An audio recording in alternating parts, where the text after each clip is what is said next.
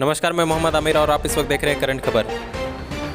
मुख्यमंत्री श्री हेमंत सोरेन ने झारखंड विधानसभा अध्यक्ष श्री रविंद्रनाथ महतो द्वारा लिखित पुस्तक विचारों के 11 अध्याय का किया लोकार्पण। बताते चले कि इस पुस्तक लोकार्पण समारोह में विधानसभा अध्यक्ष श्री रविंद्रनाथ महतो और संसदीय कार्य मंत्री श्री आलमगीर आलम ने भी अपने विचार रखे। इस मौके पर कई मंत्रीगण, विधायकगण, विधानसभा सचिव श्री सैयद जावेद हैदर, प्रभात प्रकाशन के प्रकाशक श्री पीयूष कुमार और विधानसभा के अधिकारी और कर्मचारी मौजूद थे।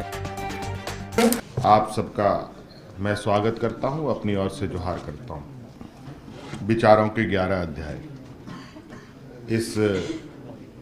इस 11 अध्याय में जो मैंने अभी सरसरी निगाहों से देखा है इस किताब को, मूलतः झारखंड का एक इतिहास को लोगों तक पहुंचाने का एक प्रयास हुआ है और देश का संविधान से लेके हमारे देश के अग्रणी नेता, अग्रणी अगुवाई करने वाले जो हमारे मार्गदर्शक रहे हैं, परम पूज्य महात्मा गांधी जी के विचारों को भी अंकित किया गया है। साथ में हमारे इस देश की रीढ़ की हड्डी, जहां आज के दिन में भी लगभग 80% लोग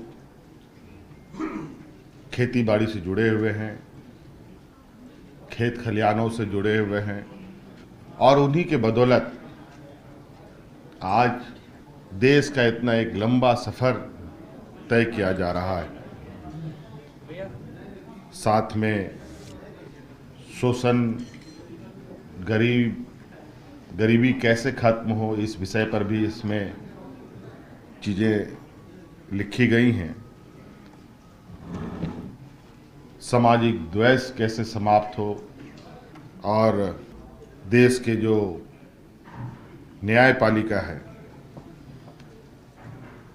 judicial review of India, need for balance approach,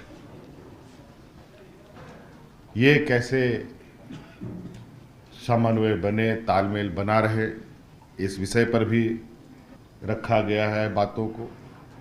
Jharkhand के संदर्भ में कुछ, चूँकि झारखंड विधानसभा हमारे माननीय अध्यक्ष के द्वारा इस किताब को हमको समर्पित किया गया है, इसमें निश्चित रूप से कुछ बातें राज्य के विषय को लेकर प्राथमिकता पर होंगी ही। भारतीय हॉकी, महिला हॉकी के विषय में भी बातें रखी गई है। जैसे कि आपको मालूम है कि अभी हाल में ही झारखंड की कई बच्चियां सीमित संसाधन में, न रहने का घर, न खेलने का संसाधन, न खाने पीने की बहुत अच्छी व्यवस्था और गरीब परिवार से आने वाली ये बच्चियां अपने साथ साथ अपने माँ बाप, अपने समाज, अपने वर्ग का नाम तो रोशन कर ही रही हैं, अपना राज्य का नाम तो रोशन कर ही रही हैं, बल्कि इस देश का नाम रोशन करने में भी इन्होंने अपनी एक बहुत बड़ी कड़ी जोड़ी, उसका भी जिक्र है। साथ साथ में हम लोगों ने, मुझे लगता है कि यहाँ बैठे सभी लोगों ने एक ऐसी वैश्विक महामारी देखी जो महामारी कभी किसी ने ना देखा और पता नहीं शायद आगे भी देखने का ना मिले मौका, ऐसे हम ईश्वर से प्रार्थना करेंगे। कोरोना महामारी का भी इस किताब में जिक्र है। साथ साथ में हमारे संसदीय परंपराओं का भी उल्लेख है और जिस तरीके से भारत देश का गठन हुआ, भारत देश के अंदर राज्यों का गठन हुआ, पहले बड़े बड़े राज्य बने, फिर छोटे छोटे राज्य बने और राज्यों के अंदर छोटे छोटे प्रखंडे बने।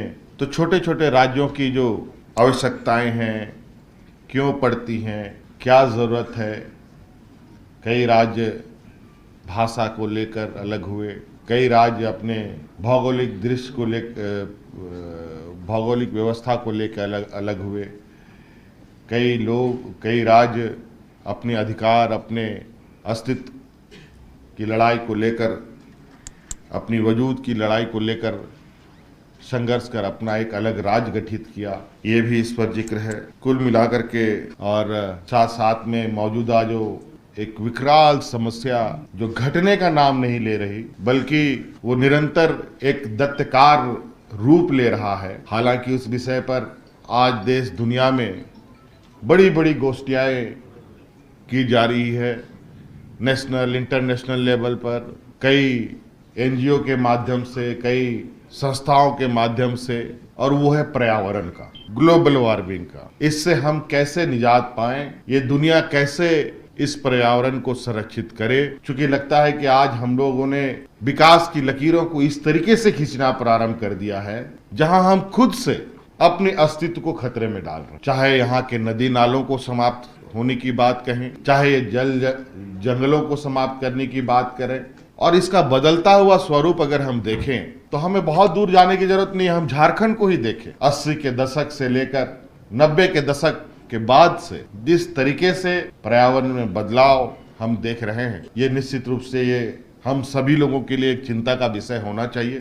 मैं इसीलिए हमेशा इस बात के लिए लोगों को प्रेरित करता हूँ। आमतौर पर हम सभाओं में, बड़े बड़े कार्यक्रमों में हम अपने मुख्य अतिथियों को महंगे महंगे गुलदस्तों से सम्मानित करते हैं। हम ये परिपाटी बनाएं कि अब हम गुलदस्ता का परिपाटी खत्म कर उन अपने अतिथियों का स्वागत पेड़ से करें, अच्छे पौधों से करें।